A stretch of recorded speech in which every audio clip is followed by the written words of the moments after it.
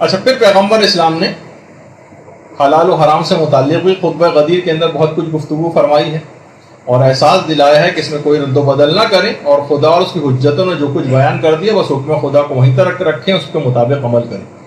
اور پیغمبر اسلام نے غدیر سے ریلیٹڈ جتنے بھی یہ گفتگو ہوئی ہیں اس میں امر بالمعروف اور نہی عن المنکر پہ خاص طور پر زور دیا ہے، اور پیغمبر نے جملہ ارشاد فرمایا کہ میں اس بات کو تکرار کے ساتھ کہتا ہوں، بار بار کہتا ہوں، تکرار کے ساتھ کہتا ہوں کہ امر بالمعروف اور نہی عن المنکر کو ترک نہ کرنا۔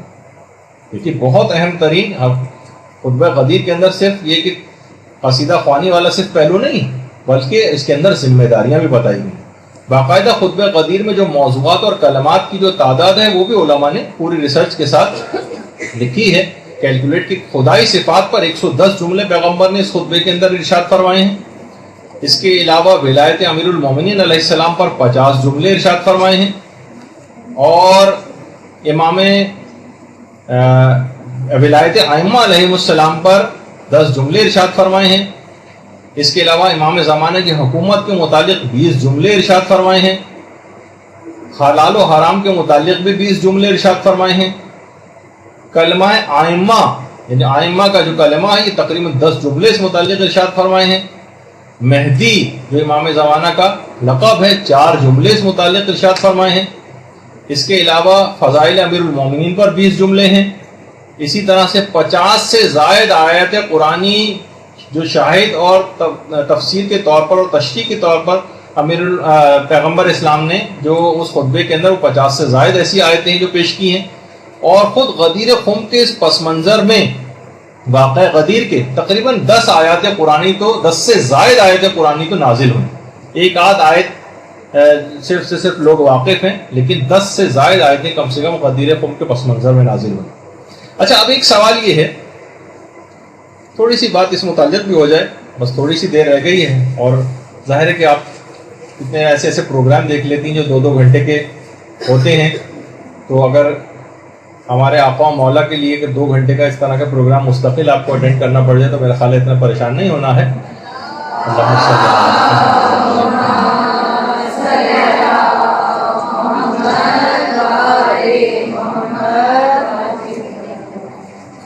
اچھا، کہ پیغمبر اسلام نے آخر بیعت کیوں لی؟ کیا ضرورت تھی الگ سے بیعت لینے کی؟ دیکھیے پیغمبر نے اس سے پہلے بھی تو کتنے سارے احکامات دیے، بس احکام آتے تھے، نص رسول ہوتی تھی، لوگ ویسے ہی مانتے تھے، لیکن پیغمبر جانتے تھے کہ اس بیعت کو آنے والے دنوں میں ثقیفہ کی بیعت کے مقابلے میں آ کر اس کو باطل کرنا، تاکہ جب لوگ بیعت توڑ کر کسی نئی بیعت کو اختیار کریں تو ان کا وہیں پر ابطال ہو جائے کہ یہ وہی شخص ہے جو کچھ ایام پہلے حکم خدا اور رسول پر امیر المومن کی بیعت کر چکا ہے اور اب یہ بیعت شکنی کرنے جا رہا ہے۔ دیکھیے دیگر بیعتیں بھی جو ہوئی ہیں وہ الگ نوعیت کی تھیں، اس میں فقط چند افراد تھے جو یہ آپس میں ایک دوسرے کا انتخاب کر رہے تھے یا اپنی بنائی ہوئی شورا کے ذریعے انتخاب ہو رہا تھا، لیکن اس بیعت میں اور دیگر بیعتوں کے اندر زمین و آسمان کا فرق ہے۔ اب ایک سوال ہے، بس ویسے تو اتنا بڑا موضوع تھا غدیر کا، لیکن ایک سوال کہ اتنے دماغوں میں آتا ہے 1,20,000 صحابہ کا مجمع، اتنے واضح اعلان کے بعد لوگوں نے بیعت شکنی کیوں کی؟ بہت اہم سوال۔ دیکھیے کیسے ممکن ہے، لوگ اکثر معترضین یہ سوال کرتے ہیں کہ 1,20,000 صحابہ کا مجمع ہو، اتنی بڑی تعداد میں لوگوں نے حدیث غدیر سنی ہو اور ثقیفہ میں کوئی اعتراض نہ کرے، یہ کیسے ممکن ہے؟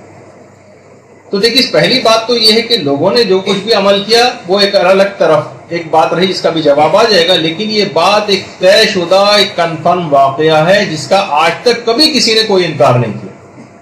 تمام تفاسیر میں، تمام علم کلام کی کتابوں میں، تمام ادبیات میں، تمام تاریخ میں، احادیث کے تمام شیعہ و سنی ذخیروں میں اس واقعے کی تفصیلات سے تمام کتابیں بھری پڑی۔ خود امام نسائی انہوں نے 250 واسطوں کے ساتھ اس واقعہ غدیر کو نقل کیا، تو اس کے واقع ہونے میں تو کوئی شک و شبہ نہیں۔ ہاں وہ سوال البتہ اپنی جگہ رہتا ہے کہ لوگوں نے پھر خاموشی کیوں اختیار کی؟ تو پہلی بات تو یہ کہ پیغمبر اسلام کے جتنے بھی مخلص اصحاب تھے سب لوگوں نے خاموشی اختیار نہیں کی تھی، بلکہ بعض افراد تو باقاعدہ بولے تھے، انہوں نے اعتراض کیا تھا۔ حضرت سلمان نے، حضرت مقداد نے، طلحہ نے اور زبیر نے بھی، اور باقاعدہ حضرت زبیر نے تو ثقیفہ کے سرداروں پر تلوار تک کھینچ لی تھی، یعنی ایسا نہیں تھا کہ سب لوگ مان گئے. اچھا بعض افراد جو نہیں مانے تھے, کچھ ایسی ان کے خیال میں کچھ مصلحتیں تھیں یا وہ خون خرابے سے گریز کرنا چاہتے تھے. کچھ لوگ اس وجہ سے بعد میں اس چکر میں نہیں پڑے اور اپنے آپ کو ایک لحاظ سے غیر جانبدار انہوں نے کر لیا. بعض افراد جو تھے وہ بعض دھمکیوں کی وجہ سے خوف زدہ تھے, اس وجہ سے خاموش ہو گئے. ہر آدمی دھمکی کو جو ہے وہ برداشت نہیں کر سکتا. کچھ افراد کو کچھ فائدے مستقبل میں ملنے والے تھے اور امیر المومنین کی شخصیت اور کردار سے واقف تھے کہ یہ تو کوئی سا بھی فائدہ ہمیں ملے گا نہیں, ان کی عدالت سے ہم واقف ہیں, ہمیں تو کچھ ملنے ملانے والا ہے نہیں ان کے بعد. تو جہاں کہیں ان کو زیادہ بہتر صورتحال نظر آ رہی تھی اس کی طرف جا رہے تھے. علماء فرماتے بعض اتنے سادہ لوح تھے کہ ان کو سمجھ میں ہی نہیں آ رہا تھا کہ ہم کیا کریں. گاؤں دیہات والے اس زمانے میں بھی عرب ہوتے تھے انتہائی سادہ لوگ. یعنی ابھی بھی آپ دیکھیں گاؤں دیہات میں جب الیکشن ہوتے ہیں تو ان کو یہ بھی نہیں پتا ہوتا, اس کا امیدوار کا نام بھی نہیں پتا ہوتا کس کو ووٹ دینے جا رہے ہیں. آج کل کے دور میں جو اتنا زمانہ ترقی کر چکا ہے, اور وہ کہتے ہیں کہ جناب اچھا وہ فلاں نشان کے اوپر اور اونٹ گاڑی پر اور فلاں پھل کے اوپر اور سیب پر اور میز پر اور قلم پر کسی بھی جا کر نشان دے کے وہاں اسٹیمپ لگا دیں. تو اسی طرح سے اس زمانے میں بھی اتنے سادہ لوگ ہوتے تھے. اچھا بعض ایسے تھے کہ جو باقاعدہ انکاری تھے اور امیر المومنین سے باقاعدہ کینہ اور دشمنی رکھتے تھے. کتنے ہی کافر اور مشرک رشتہ داروں کو ان کے مختلف جنگوں میں امیر المومنین قتل کر چکے تھے. عربوں کا کینہ تو بہت مشہور ہے نا, تو یہ والی بہت تھی ان کے اندر دشمنی, اس وجہ سے بھی انکار کیا. بعض اتنے زیادہ نادان اور جاہل تھے, حیرانگی ہوگی آپ کو سن کر, لیکن علماء نے لکھا ہے حوالوں کے ساتھ کہ وہ سمجھتے تھے کہ حضرت ابو بکر یا حضرت علی جن کی ہم بیعت کر رہے ہیں یہ علی ہیں. اور باقاعدہ ابو جعفر الاسقافی جن کی کتاب المعیار والموازنہ, اس کے اندر انہوں نے باقاعدہ اس بات کو لکھا ہے کہ اس زمانے کے لوگوں کی جہل و نادانی کا ثبوت اس سے آپ اندازہ لگائیے کہ وہ اس طرح سے نصاب کو پہچانتے تھے اور یہ نام لے کر مخاطب کرتے تھے, علی ابن خطاب, عمر ابن ابی قحافہ, عثمان ابن ابی طالب اور ابو بکر ابن عفان. ان سب کے نام اور بلدیتیں بدل کے ان کو یہ نہیں پتا تھا کہ ہم کس سے مخاطب.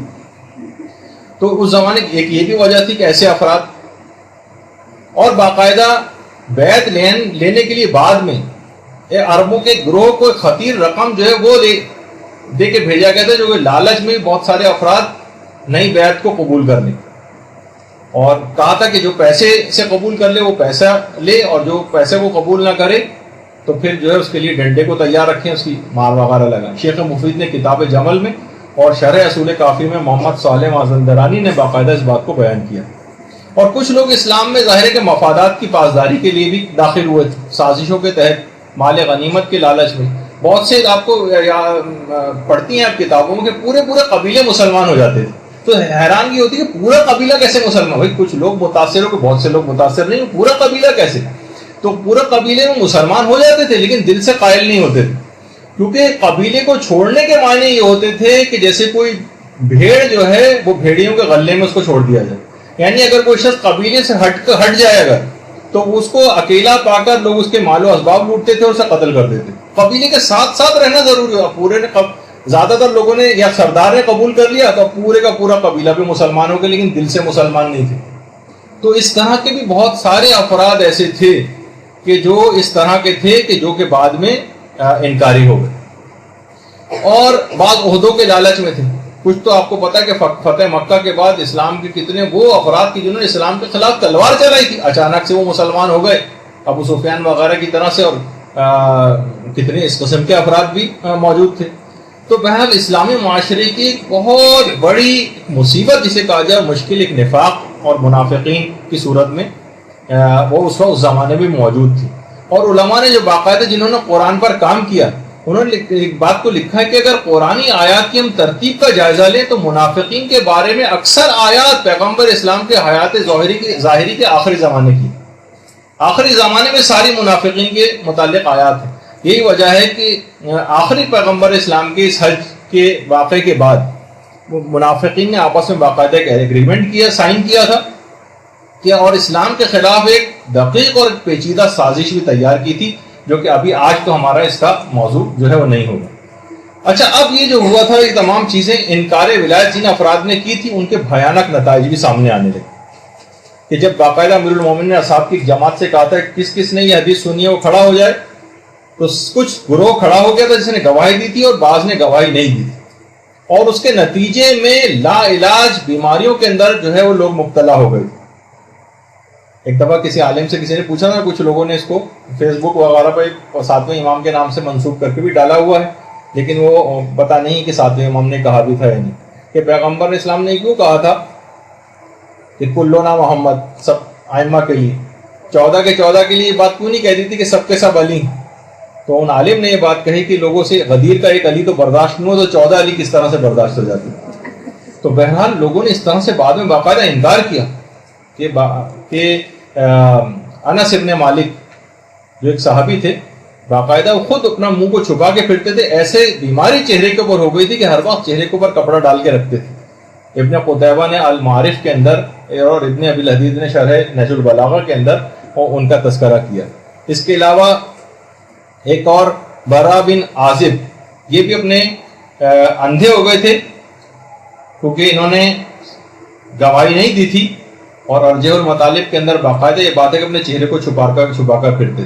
زید ابن ارقم کے متعلق بھی کہ وہ بھی اسی وجہ سے نابینا ہو گئے تھے، اور جریر ابن عبداللہ بجلی یہ بھی گواہی کو چھپانے کے نتیجے میں باقاعدہ اتنے زیادہ اس طرف گئے کہ انہوں نے معاذ اللہ اس کے بعد جو ہے امیر المومنین پر لعنت بھی کی اور جاہلیت اور کافر ہو گئے، یعنی یہاں تک اس بات کا تذکرہ ہے۔ برحمتک یا ارحم الراحمین وصلی اللہ علی محمد وآلہ الطاہرین۔